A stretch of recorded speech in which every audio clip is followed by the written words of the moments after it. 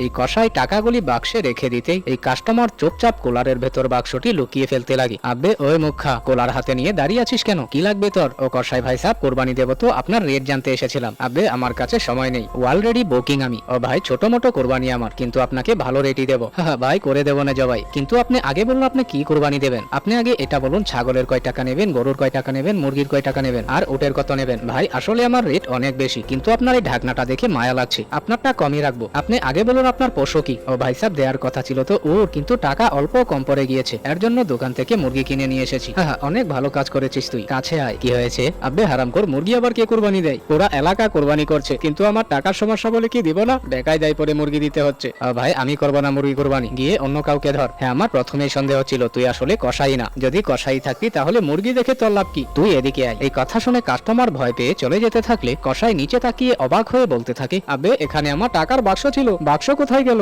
এই হারামদাদাই কি নিয়ে গেল নাকি? আবে ওই কোলার, কি হয়েছে? আমার টাকার বাক্স নিয়ে পালাচ্ছিস? হ্যাঁ তো কি হয়েছে? আবে তোকে তো